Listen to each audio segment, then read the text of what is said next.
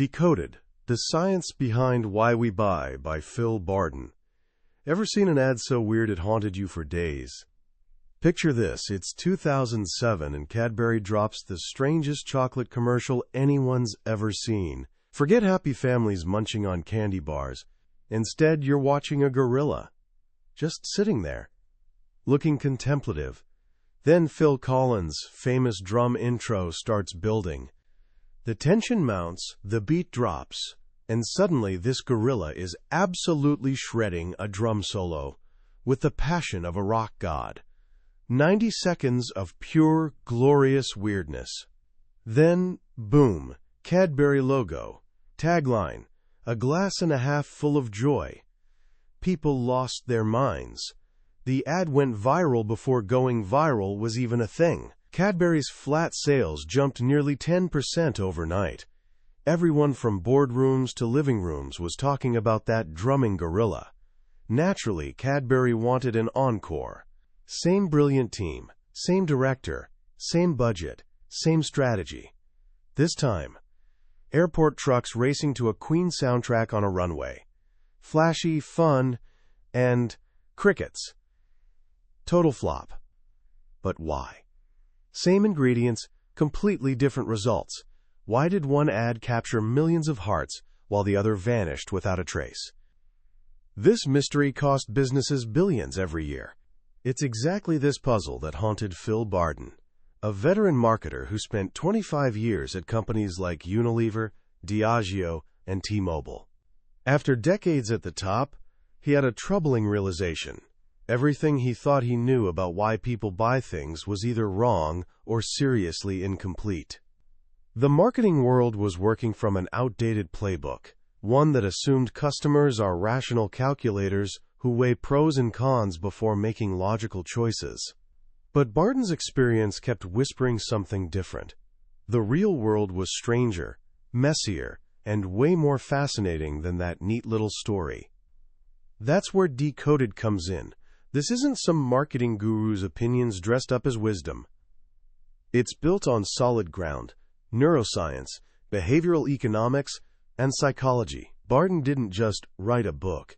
He created a map to the hidden operating system running inside your head. Here's what I promise. By the time we're done, you'll understand that hidden system. You'll discover that two completely different beings are making your decisions right now. One you know intimately, and one you've probably never properly met. You'll learn the surprisingly simple equation that governs every purchase you make, from chewing gum to cars. And you'll gain something like a superpower, the ability to spot invisible signals constantly shaping your thoughts, feelings, and actions. This isn't just marketing theory. This is understanding why we humans do what we do. Let's dive into how your mind actually works. To grasp Decoded's core lesson, you need to accept something pretty mind-blowing, something that won psychologist Daniel Kahneman a Nobel Prize. Ready? You're not one mind, you're two. Picture your brain as a sophisticated aircraft. First, there's the pilot. This is the you know, your conscious awareness, that inner voice narrating your thoughts, analyzing problems, making plans. The pilot is slow, careful, deliberate. It takes serious energy to operate and gets tired easily. It's the part of you processing my words right now. But here's the kicker. Despite all its intelligence, the pilot has incredibly limited capacity. Scientists estimate it handles about 40 bits of information per second. That's barely enough to remember a phone number. Then there's the autopilot. The autopilot is the real captain of your mental ship. It's your unconscious mind, running silently and powerfully in the background, always on, never resting. It's lightning fast, intuitive, and effortless. And get this, while the pilot struggles with its measly 40 bits, the autopilot cruises through 11 million bits of information every single second. Everything you see, hear, smell, and touch flows through this system. Remember learning to drive? That overwhelming first time when every tiny action demanded intense focus? Mirrors, steering, brakes, signals? Your pilot was maxed out, exhausted, barely keeping up. Now think about your daily commute. You arrive home and sometimes can't even remember the drive. Who was at the wheel? The autopilot. It navigated traffic, stopped at lights, made countless split-second decisions, all while your pilot daydreamed, sang along to music, or planned dinner. Here's the first bombshell from Decoded. Most of our decisions, especially what we buy, aren't made by the slow, logical pilot. They're made by the fast, intuitive, ridiculously powerful autopilot. For decades, marketers spoke exclusively to the pilot. They stuffed ads with facts, figures, and rational reasons to buy, assuming consumers would carefully weigh options and make logical choices. But as Barden reveals, that's like shouting instructions at a plane's passenger while the real pilot sits in a soundproof cockpit, flying by completely different rules. So, what rules does the autopilot follow? First up, the autopilot learns through association. Barden borrows a beautiful phrase from Neuroscience: what fires together, wires together. The autopilot doesn't read instruction manuals. It recognizes patterns. When you were little, no was just noise at first. But then it came with a louder voice, a stern look, a toy getting snatched away. Gradually, all those signals, sound, tone, expression, consequence, fired together in your brain. Eventually, they wired together. You learned what no meant without ever needing a definition. This is exactly how brands build themselves into your brain. Think about O2, the mobile phone company. For years, their ads featured gorgeous slow-motion bubbles floating against serene blue backgrounds, over and over. The bubbles, the blue, the logo, all firing together. Now their association is so strong they can show just bubbles and blue, and your autopilot instantly recognizes O2 without even seeing the logo. The connection is hardwired. The autopilot constantly scans for these patterns, these learned signals. But here's where it gets really wild. It doesn't see the world in crystal clear high definition. Actually, it sees mostly blur. Your eyes have just one tiny spot, the fovea, that sees sharp focus and full color. Everything else in your peripheral vision is blurry and less vivid. This blurry feed is what your autopilot uses to navigate reality. Picture yourself in the supermarket detergent aisle. You're not reading every label, are you? Your autopilot scans blurry shapes and colors, hunting for what Barden calls diagnostic cues, the familiar orange of Tide, the green and red shape of Ariel. Words aren't necessary. It recognizes the pattern instantly. This is why packaging matters so much. Barden gives a great example. Dettol antiseptic wipes versus a store brand. Blur both packages and they look remarkably similar. Same whites, greens, blues, same swirling graphics. To your autopilot, there's barely any difference. The store brand is piggybacking on the leader's diagnostic cues, and in that split-second decision, that can seal the deal. This brings us to perhaps the book's most powerful concept, framing. Look at a classic optical illusion. Two identical gray squares, one inside a black box, the other inside a light gray box. The square in the black box looks way lighter, even though both are exactly the same shade. Our brains don't see things in isolation. They see things in context. The background, the frame, transforms how we perceive what's inside it. Barden argues that brands work exactly this way. A brand isn't a product. A brand is a frame. Think about Starbucks. When you drop $4 on coffee, are you just buying beans and hot water? Obviously not. You could buy a whole jar for that price. You're buying the frame Starbucks provides. The warm lighting, comfy chairs, coffee aroma, world music playing softly. All these signals create what Barden calls a short holiday. That moment of escape, that third place between home and work. The product is coffee, sure, but the frame is the experience. And that frame justifies the premium price by boosting the product's perceived value. This is what brand equity actually means. It's not marketing fluff. It's a real neurological effect. The brand's frame literally changes how your brain experiences the product. In one amazing study, researchers gave people identical wine on 2 occasions. First time, they said it cost $10. Second time, $80. People didn't just say the expensive wine tasted better. Brain scans showed their pleasure centers lit up significantly more when they thought they were drinking the pricey bottle. The price frame physically changed their taste experience. So we've got these two minds, pilot and autopilot.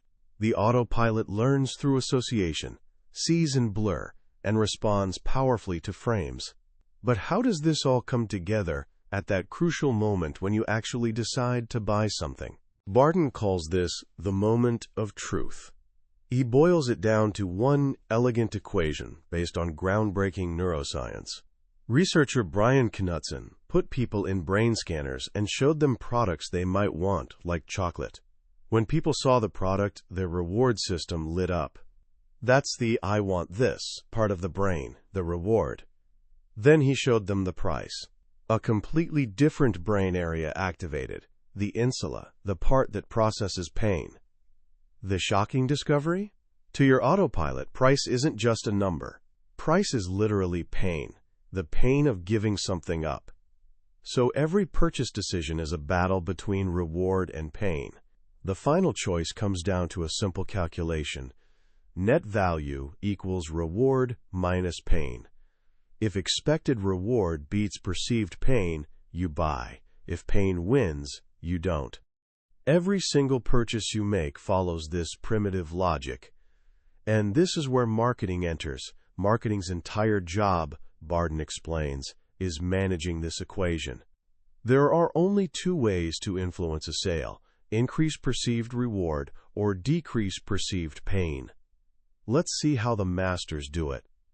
Want to increase reward? You could list product features explicitly, but that only talks to the pilot. Real magic happens when you boost implicit reward by sending the right signals to the autopilot. Barden shares a fantastic example: Adidas Dynamic Pulse Shower Gel. Functionally, it's just soap. But check out the packaging. The bottle shape echoes a motor oil can, with grippy texture. The name screams energy. The cap makes a satisfying click. Every single signal communicates power, energy, refueling. For a guy wanting his morning shower to kickstart his day, this offers way higher implicit reward than generic soap. It's not just cleaning. It's framing the experience as revitalization. Language packs power, too. One study had a restaurant menu describe a dish as succulent Italian seafood fillet, while another just said seafood fillet. Same exact dish, but the descriptive version got ordered more often and was rated as tasting better. The words created an expectation frame that boosted the reward. Now, how do you decrease pain? Sure, you could lower prices, but that's a race to the bottom. The smarter move is changing how the price feels. Enter anchoring.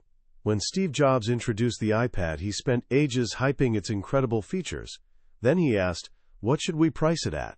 A giant $999 appeared behind him.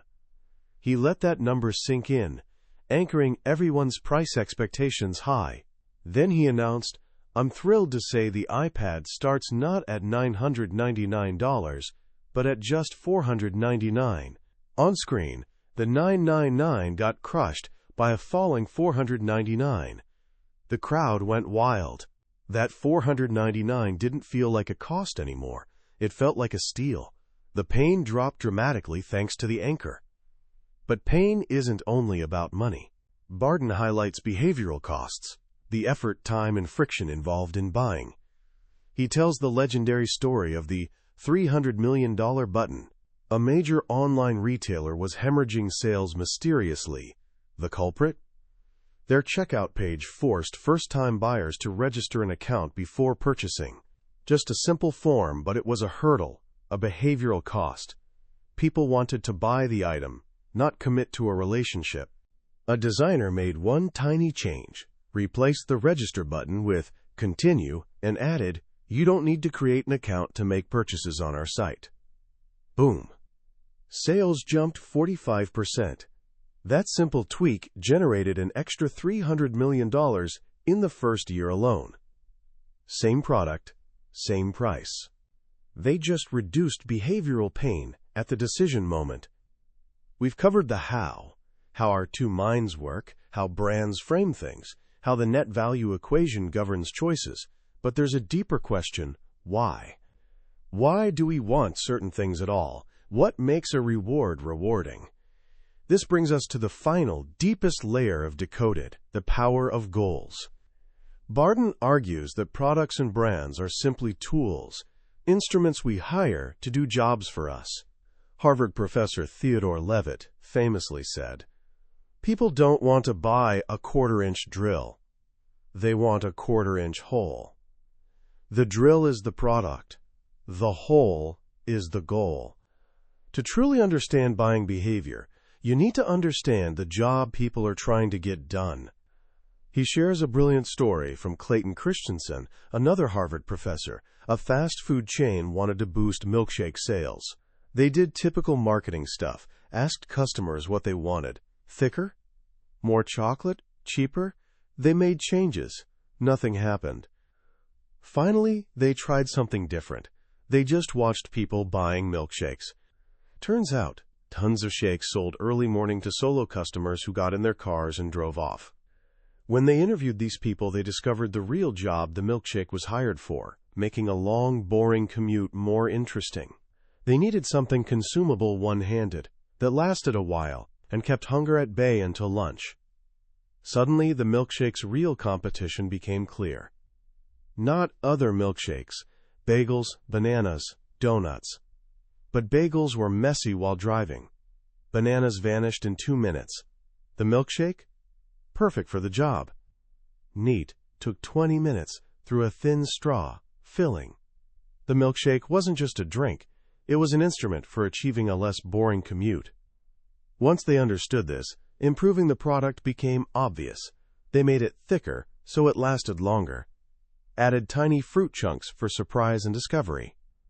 Moved the dispenser to the front counter with self-service so commuters could get in and out quickly, cutting behavioral costs. Sales exploded.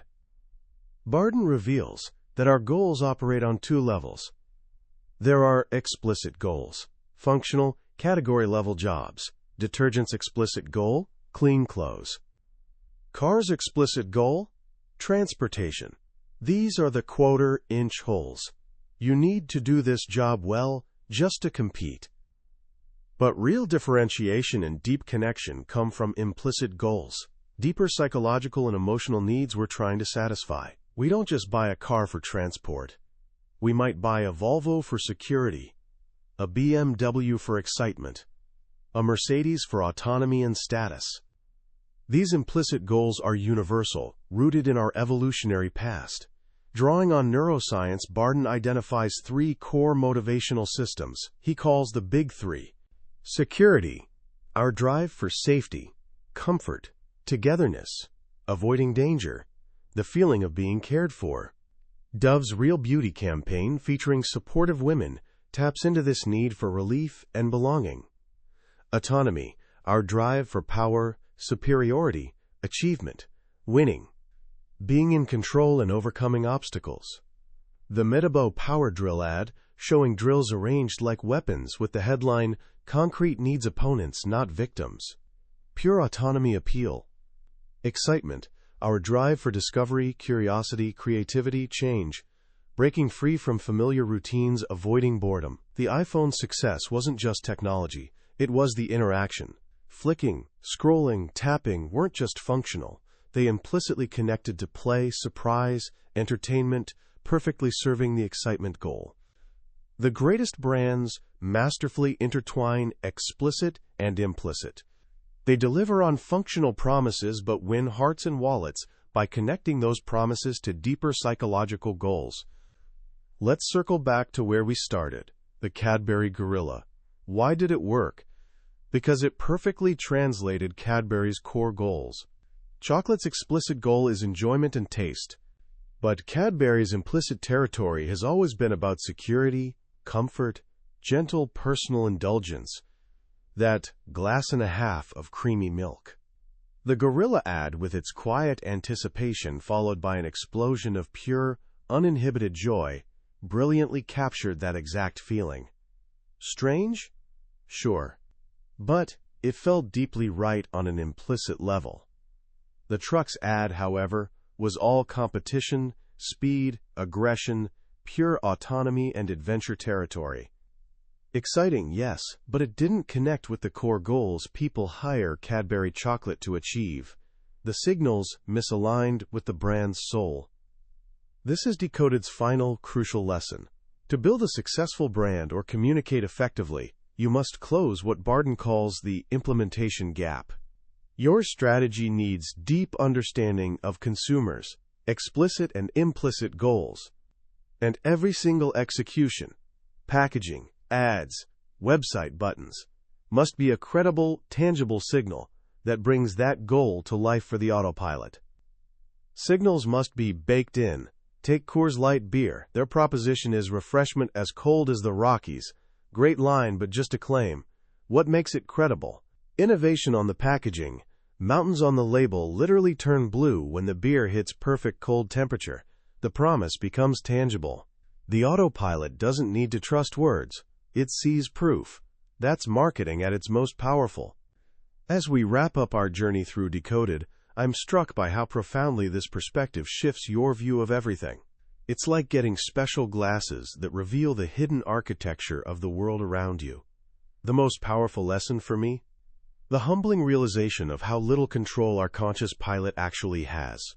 We love thinking we're rational, logical beings thoughtfully navigating life.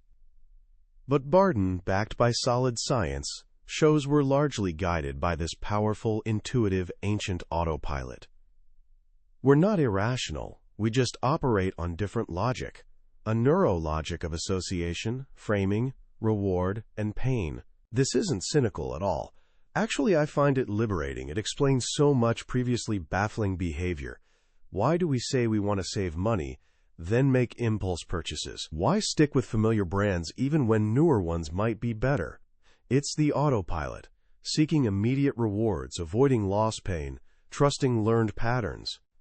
Understanding this doesn't just make you a better marketer, it makes you more empathetic and understanding of human nature itself. What I love about this book is how practical it is, not just abstract theory. It gives you a real toolkit for seeing the world differently and making better decisions. So let me leave you with a few simple ways to apply these ideas starting today. Second, become a decoder of your environment. When you see an ad or a product on a shelf, look at it through your autopilot's eyes. Blur your vision slightly. What signals pop out? Shape? Color? What deep universal goal is it connecting with? Security? Autonomy? Or excitement? You'll start spotting the hidden language of marketing everywhere. And honestly, it's a fascinating game. Finally, just start noticing your autopilot in action. Pay attention to gut feelings, those intuitive pulls toward one choice over another. Don't judge them, just observe. By bringing gentle awareness to these unconscious processes, you build a bridge between your two minds, becoming more integrated and self-aware. That was a summary of Decoded, The Science Behind Why We Buy, by Phil Barden. We've walked through the key ideas together, but I'll be honest, a summary is like a travel brochure. It shows you pretty pictures, but it can never replace actually taking the journey yourself. The real magic happens in those quiet reading moments when a particular story or phrase connects with your experience, and suddenly everything clicks. This summary is your map, helping you decide if this journey is worth taking. If anything we've talked about today sparked your curiosity, I genuinely encourage you to grab a copy. Reading it isn't just about learning facts. It's an experience that can truly change how you see yourself, other people, and the world around you. Also, if you found this valuable, it would mean a lot if you'd hit that like button and subscribe. That way, you won't miss our next exploration into another life-changing book. Let's keep learning and growing together.